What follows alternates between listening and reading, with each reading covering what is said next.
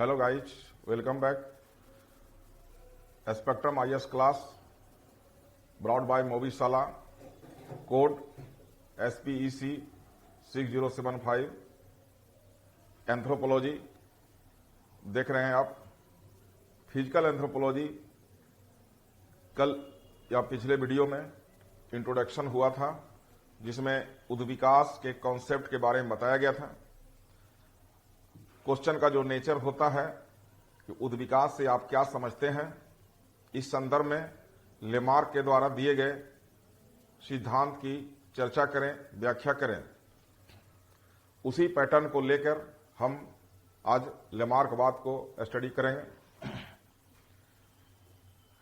तो उद्विकास से क्या समझते हैं?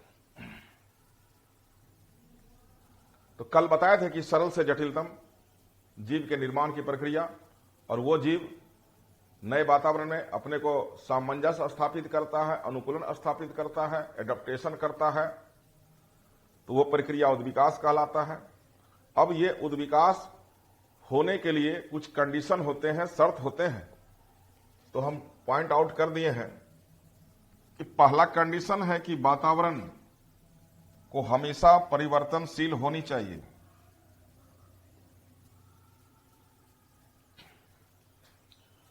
वातावरण को हमेशा परिवर्तनशील होना चाहिए, क्योंकि पृथ्वी पर स्टैटिक वातावरण रहेगा तो फिर उद्विकास का कॉन्सेप्ट नहीं होगा, जीव अपने को बदलाव नहीं करेंगे। क्योंकि स्टैटिक वातावरण है तो जीव जंतु भी स्टैटिक होगा। यह एक सतत प्रक्रिया है, कंटिन्यूअस है। यह एक जटिल और धीमी प्रक्रिया है, कॉम्प्लेक्स एंड स्लो प्रोसेस। अब इसमें नए प्रजाति अपने पूर्वज से अच्छे रूप से अनुकूलित या सामंजस्य स्थापित करने में सक्षम होते हैं। अब मनुष्य का बात किया जाए तो इसका जैविकीय उद्विकास के साथ साथ सांस्कृतिक उद्विकास भी हुआ।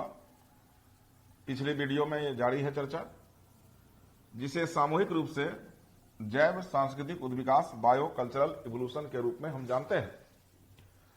क्योंकि जैविक के कारण संस्कृति। अब उद्विकास के क्षेत्र में सबसे पहला मत देने वाला वैज्ञानिक लेमार्क थे। उद्विकास के क्षेत्र में सबसे पहला मत यानी विचार देने वाले लेमार्क थे।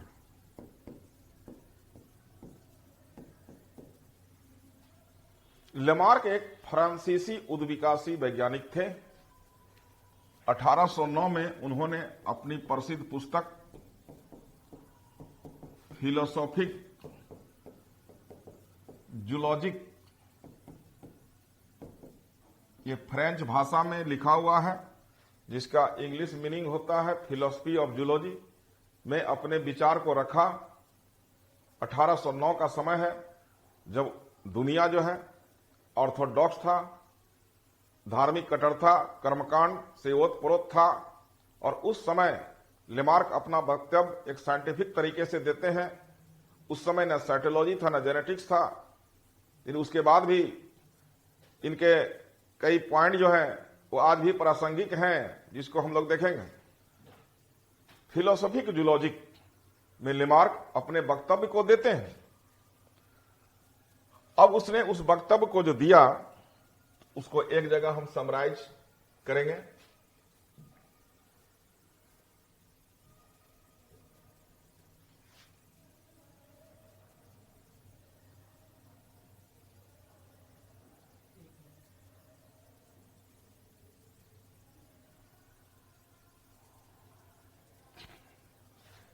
यहां 4 वक्तव्य समरी के रूप में हम दिए हैं। जीवों के आकार में वृद्धि, जीवों पर वातावरण का प्रभाव, अंगों की उपयोगिता व अनुपयोगिता, उपार्जित लक्षणों की वंशागति। अब इस पर हम लोग डिस्कशन करेंगे। जीवों के आकार में वृद्धि, लेमार्क का कहना है कि किसी भी जीव के आकार में वृद्धि होती है। इस सिद्धांत के पहले अरेंज कर लेते हैं हम।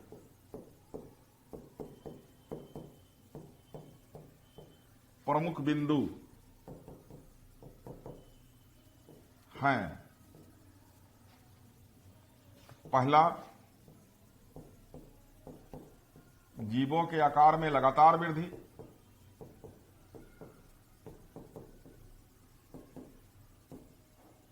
दूसरा, जीवों पर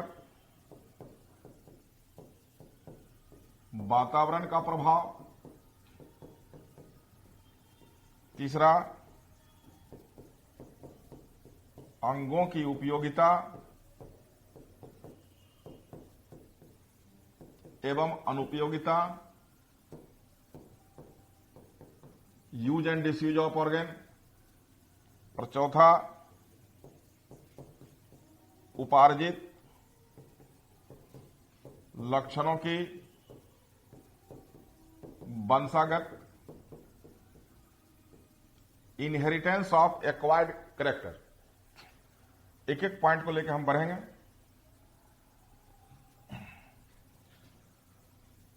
पहला पॉइंट उसने दिया, जीवों के आकार में वृद्धि।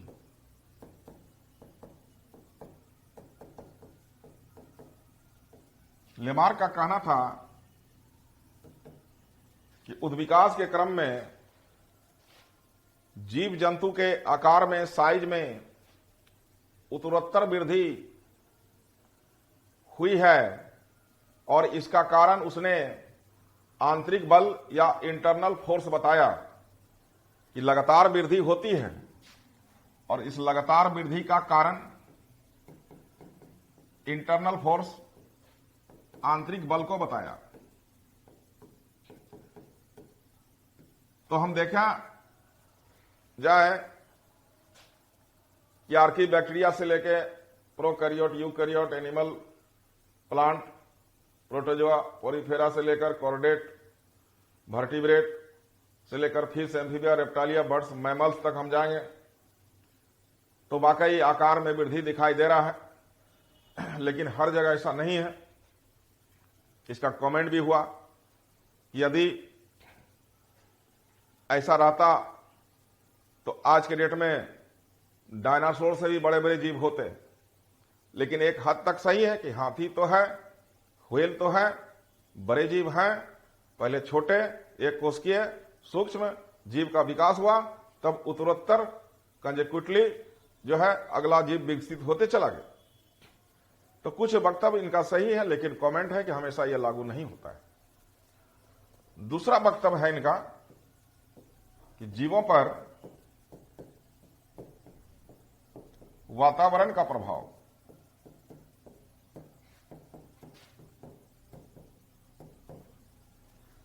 लेमार्क के अनुसार किसी भी जीव पर वहां के वातावरण का प्रभाव पड़ता है, जिसके अनुसार उसके रंग, रूप, खान पान, आदत, स्वभाव, हैबिटेट, बिहेवियर बदल जाते हैं।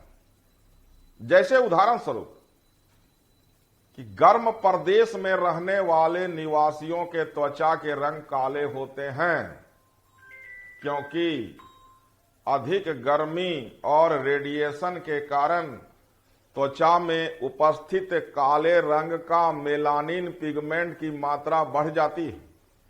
वातावरण का प्रभाव काफी इंपॉर्टेंट पॉइंट है लेमार्किज्म का। पृथ्वी का भूमध्य रेखा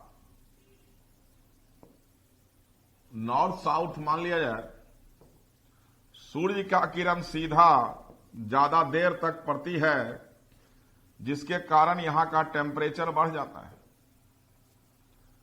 टेम्परेचर बढ़ने से वाष्पीकरण होता है, कंडेंसेशन होता है, वर्षा होता है, ह्यूमिडिटी बढ़ता है, जिसके कारण प्लांटेशन होता है इस लोकेशन में वर्षावन ज्यादा पाया जाता है। 10 डिग्री नॉर्थ, 10 डिग्री साउथ का ये रीजन है। सघन वन है, रेनी फॉरेस्ट है। जहां सघन वन है वहां प्रजातियों की संख्या ज्यादा है।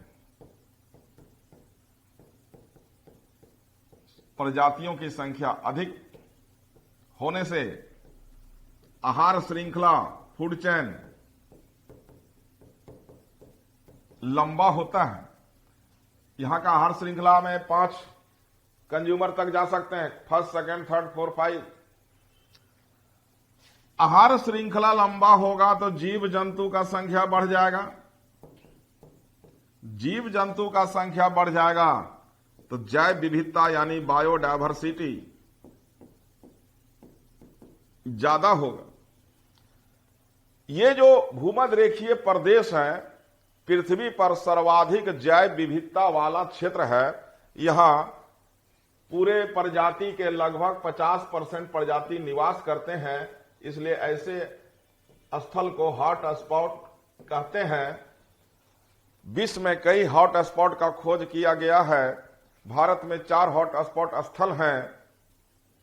पूर्वोत्तर राज्य, हिमालय का निचला प्रदेश, पश्चिमी घाट और अंडमान निकोबार द्वीप समूह का भाग जो सुंडालैंड में आता है।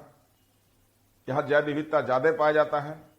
तो लेमार्क का वक्तव्य है कि वातावरण का प्रभाव, टेम्परेचर, ह्यूमिडिटी का प्रभाव, टेम्परेचर, ह्यूमिडिटी जो है वातावरण का पार्ट है, तो उसके कारण जीव जंतु का संख्या जैसे जैसे हम ऊपर जाएंगे टेम्परेचर घटता है, माइनस में चला जाता है। यहां पर कुछ अलगी साल के 2 महीना उगते हैं, -80 डिग्री सी टेम्परेचर जाता है, मतलब 10 महीना कोई लाइफ नहीं रहता है। मतलब पोलर रीजन में जैव विविधता मिनिमम है और विषुवत रेखा पर जैव विविधता जो है मैक्सिमम है। समुद्र में देखा जाए तो प्रवाल भित्ति जो है सर्वाधिक जैव विविधता वाला क्षेत्र होता है। अब फिर और कल्पना करें हम कि कालाहारी मरुस्थल मान लिया जाए कि कालाहारी बुशमैन, पिग्मी जनजाति, पिग्मी शॉर्टेस्ट होमोसेपियंस है पूरे वर्ल्ड में, 4.5 फीट हाइट है एवरेज, त्वचा काफी काला, बाल जो है कर्ली। कारण है रेडिएशन, कारण है टेम्परेचर, 50 डिग्री सी ये टेम्परेचर में रहता है। दूसरी ओर हम साइबेरिया रीजन को ले, साइबेरिया टेम्परेचर -50 से -70 तक जाता है, तो -50 हम रखेंगे। यहां एस्किमो जनजाति रहता है। एवरेज हाइट 6.5 फीट, त्वचा का रंग काफी गोरा। तो निष्कर्ष निकला कि ठंडे प्रदेश के निवासी लंबे और गोरे होते हैं, जबकि गर्म प्रदेश के निवासी काले और नाटे होते हैं। गर्म प्रदेश में मेंटल रिटार्डेशन यानी मानसिक वृद्धि जो है कम होती है, ठंडे प्रदेश में ज्यादा होती है। हम और भी उदाहरण ले सकते हैं कि मरुस्थलीय पौधे के पत्ती कांटे बदल जाते हैं। मरुस्थलीय पौधे के जड़ जो है काफी लंबे होते हैं। यदि हम पत्ती का बात करें तो बीज पौधा के पत्ती में जो सूर्य का किरण पड़ता है तो पहली शेड लेयर का निर्माण होता है। जहां सूर्य का किरण दूसरी ओर नहीं पड़ता तो नहीं बनता है पहली शेड लेयर। उसी प्रकार ध्रुवीय भालू में बसा का मोटा परत पाया जाता है, इसलिए कि बसा जो है ताप का कुचालक होता है। तो जो भी ठंडा प्रदेश में रहने वाला जंतु है उसमें फैट का डिपोजिशन ज्यादा होता है। तो ऐसे जानवरों के दूध में भी फैट ज्यादा पाया जाता है।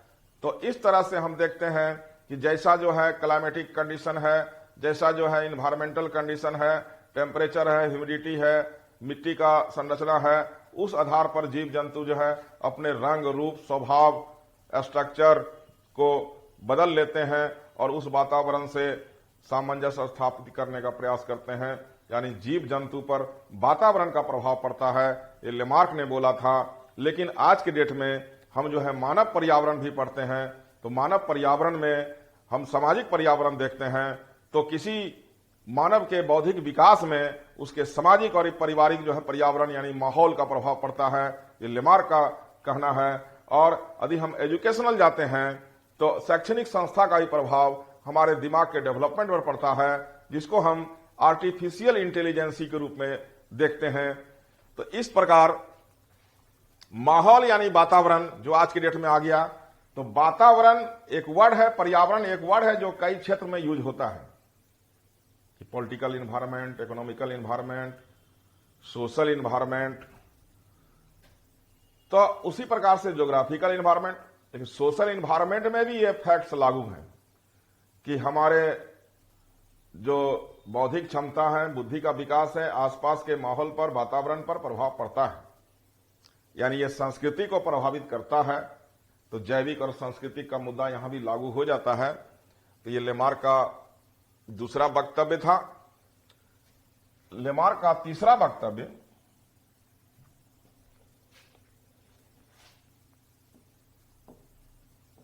अंगों की उपयोगिता एवं अनुपयोगिता, English, use and disuse of organs. अब लेमार्क कहते हैं कि जो जीव जिस अंग का उपयोग लगातार और बार बार करता है उसके आकार में वृद्धि हो जाती है, जबकि जिस अंग का उपयोग नहीं या कम करता है उसके आकार में कमी या वो अवशेषी या विलुप्त हो जाते हैं। यूज लगातार हो रहा है तो बढ़ जाएगा, डिसयूज हो रहा है तो घटेगा, लेमार्क का कहना है। और उन्होंने इस वक्तव्य के लिए जिराफ के लंबी गर्दन और ब्लैक स्मिथ के लोहार के बाइसेप मांसपेशी का उदाहरण दिया कि यूज एंड डिसयूज का उदाहरण लेमार्क ने जिराफ की लंबी गर्दन, लोहार का बाइसेप मांसपेशी, आर्टिफिशियल इंटेलिजेंसी, जिम या फिर मेडिकल में, ये सब हम उदाहरण दे सकते हैं।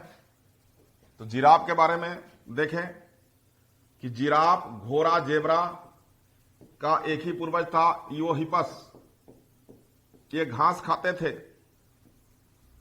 ये घास खाते थे।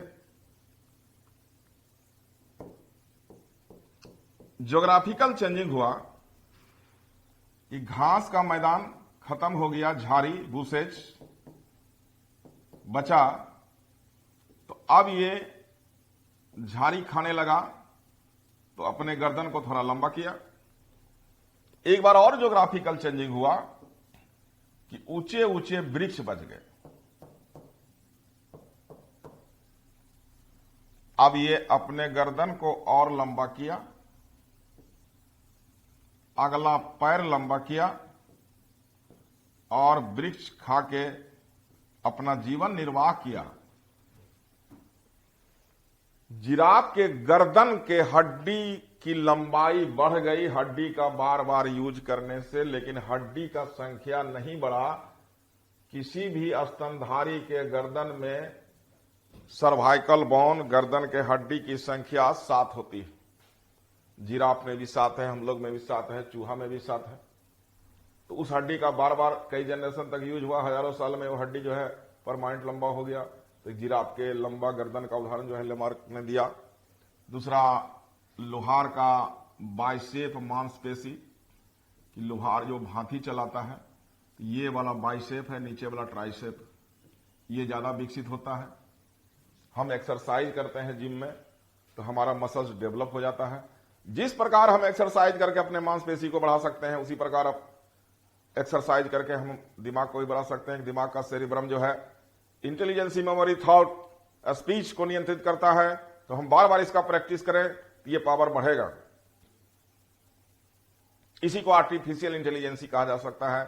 मेडिकल के क्षेत्र में इसका एप्लीकेशन है कि एक किडनी को निकाल दिया जाए तो दूसरे किडनी का आकार दुगुना हो जाता है। एक जोड़ा किडनी 24 घंटा में 172 लीटर ब्लड को फिल्टर करता है, लेकिन जब एक किडनी किसी को दान दे दिया जाता है तो वो काम 48 घंटा में करता है। लेकिन कुछ महीनों के बाद उस पर वर्कलोड बढ़ता है तो वो सिंगल किडनी जो है वो अपने आकार को डबल कर लेता है और 24 घंटा में ही 172 लीटर ब्लड को फिल्टर कर देता है, यानी अपने आकार में वृद्धि कर लेता है।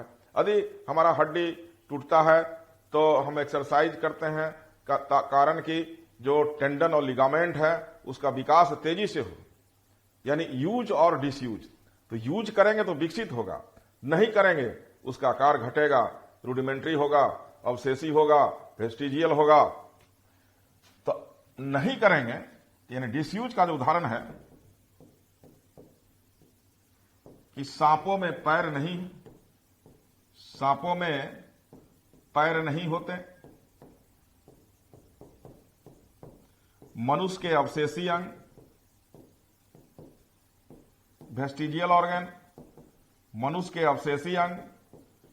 सांप रेप्टाइल्स है, उसके पूर्वज में पैर होते थे, सांप रेंग कर चलने लगा, बिल में रहने लगा तो पैर की आवश्यकता नहीं हुई, तो डिसयूज हो गया, धीरे धीरे पैर गायब हो गया। मनुष्य में जितने भी अवशेषी अंग हैं लगभग 100 से ज्यादा, जैसे appendix, nictitating membrane, pinna muscle, abdominal muscle, canine teeth, wisdom teeth, ये सब वेस्टिजियल अवशेषी हो चुके हैं, भविष्य में गायब हो। तीसरा पॉइंट लेमार्क का था ये। हालांकि इसका भी कमेंट हुआ कि यदि हम किसी अंग का लगातार बार बार उपयोग करें तो उसकी क्षमता में कमी आती है। अच्छा उदाहरण आंख है, यदि हम आंख का बार बार यूज करें, ज्यादा यूज करें, आंख में खराबी आ जाता है। दिमाग का ज्यादा यूज करें तो दिमाग में भी समस्या पैदा लेती है। तो एक लिमिटेशन है जिसकी व्याख्या लेमार्क जो है नहीं की है, उनका कमेंट जाता है, लेकिन एक हद तक ये जो पॉइंट है वो उपयोगी है, लेकिन एक लिमिटेशन उसका हो जाता है। लेमार्क ने अपने चौथे वक्तव्य में कहा, उपार्जित लक्षणों की वंशागत, इनहेरिटेंस ऑफ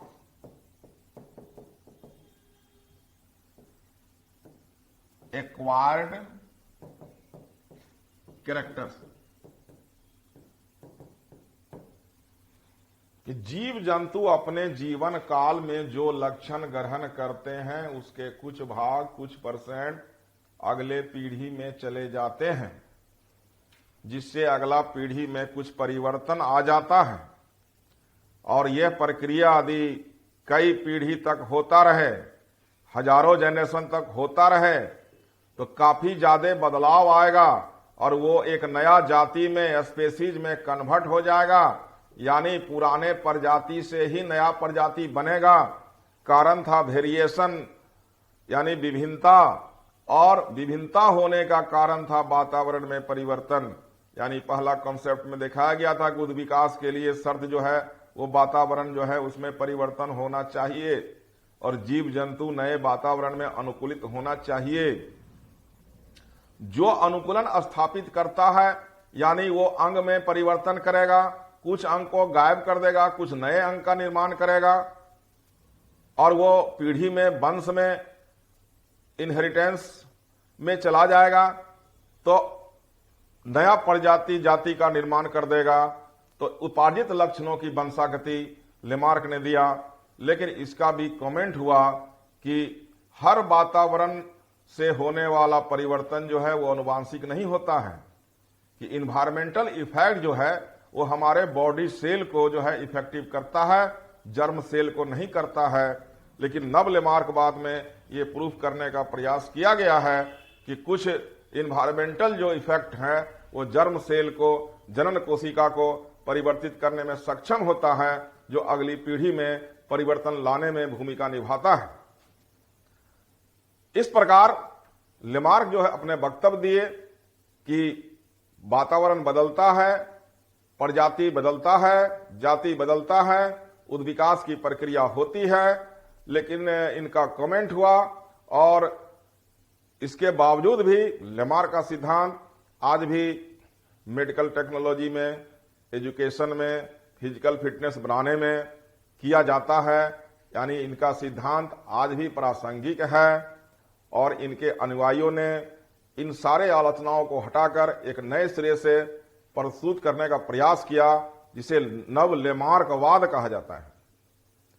अब नव लेमार्कवाद में जो भी इनका नेगेटिव है उसको हटा दिया गया है, इनके पॉजिटिव को रखा गया है। ये था लेमार्कियन प्रिंसिपल उद्विकास के कॉन्सेप्ट के साथ जो क्वेश्चन था। तो इसका पीडीएफ है, उसको देख लेते हैं। एक जगह कलेक्शन आ गया है,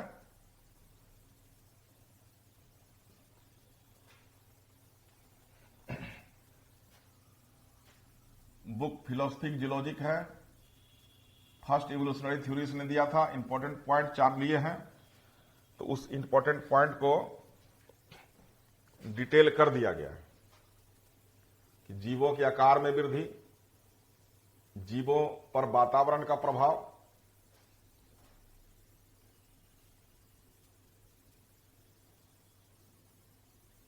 अंगों की उपयोगिता एवं अनुपयोगिता, उपार्जित लक्षणों की वंशागति,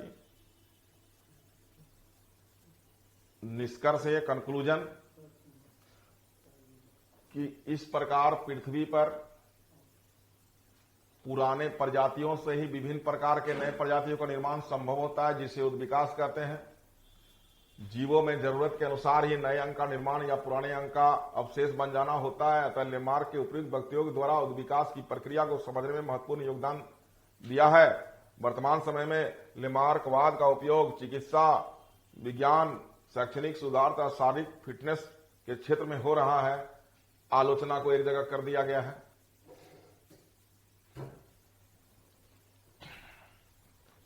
लेमार्क ने कहा है कि जीवों के आकार में उत्तरोत्तर वृद्धि होती है। यदि ऐसा वृद्धि लगातार होती रहे तो जीव आज डायनासोर से भी बड़े और काफी शक्तिशाली होते। लेमार्क के अनुसार जीव जंतुओं पर वातावरण का प्रभाव पड़ता है, लेकिन अध्ययनों से पता चला है कि वातावरण का प्रभाव हमारे शारीरिक कोशिका बॉडी सेल पर होता है, लेकिन जर्निक कोशिका जर्म सेल पर नहीं होता। यानी सभी वातावरणीय प्रभाव वंशानुगत नहीं होते हैं।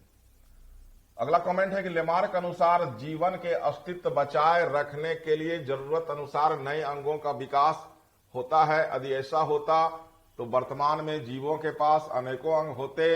अध्ययनों से पता चला है कि नए अंगों का विकास उत्परिवर्तन के द्वारा होता है, न कि आवश्यकता के अनुसार। लेमार्क का कहना है कि अंगों का बार बार उपयोग करने से उसमें वृद्धि होती है संदिग्ध है, क्योंकि कभी कभी किसी अंग का लगातार उपयोग होने से उसका विपरीत प्रभाव होता है, जैसे आंख, दिमाग आदि। लेमार्क ने अपने चौथे वक्तव्य में कहा है कि अनुवांशिकता के फलस्वरूप उपार्जित लक्षण जीवों में समाहित होते हैं, लेकिन लेमार्क का यह सिद्धांत भी प्रासंगिक नहीं लगता। बीजमैन ने चूहे की पूंछ को कई पीढ़ियों तक काटते चले गए, फिर भी अगली पीढ़ी में कोई भी चूहा बिना पूंछ का नहीं हुआ। दूसरे उदाहरण के तौर पर भारतीय महिला नाक कान छिदवाती है, लेकिन अगली पीढ़ी में कोई भी ऐसा नहीं होता। चीन में बच्चों को लोहा का जूता पहनाया जाता है ताकि पैर छोटा हो, लेकिन उनके पीढ़ी में छोटे पैर वाले बच्चे जन्म नहीं लेते। इन उदाहरणों से स्पष्ट होता है कि सभी जैविक परिवर्तन वंशानुगत नहीं होते, अतः केवल विकास में सहायक होते हैं। पीडीएफ में एक जगह आ गया है, लेकिन हम पिछला लेक्चर दे दिए हैं, तो उसको से कॉन्सेप्ट आप लेंगे वहां से।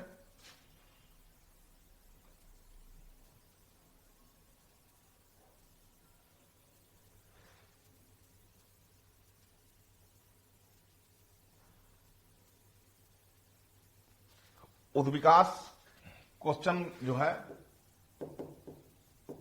उद्विकास से क्या समझते हैं?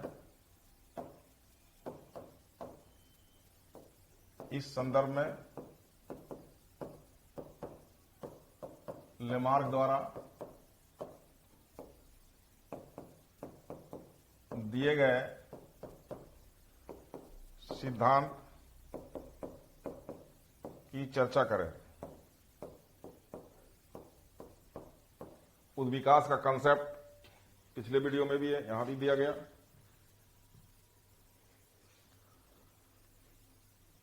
सबसे पहला मत लेमार्क अब शुरू हो गया। यहां से बुक का नाम देंगे, उनका प्रमुख बिंदु लिखेंगे, उसको पीडीएफ से मैटर लेंगे, समझेंगे। यहां से जीवों का कारण वृद्धि का कारण आंतरिक बल है, वातावरण प्रभाव को दिखा सकते हैं हम कई एग्जाम्पल से। अंगों की उपयोगिता एवं अनुपयोगिता, use and disuse of organ, उदाहरण देके समझाएंगे, डिसयूज का भी यूज का भी, दोनों का। और लास्ट में उपार्जित लक्षणों की वंशागति। उसके बाद इसका आलोचना करेंगे। आलोचना करने के बाद फिर उसका पॉजिटिव में हम जाएंगे और तब कहेंगे कि ये प्रासंगिक है। तो यहां पर हम लिखते हैं कि इन आलोचनाओं के बावजूद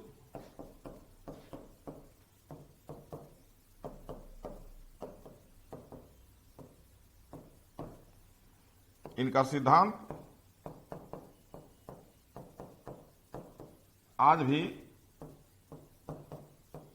प्रासंगिक है।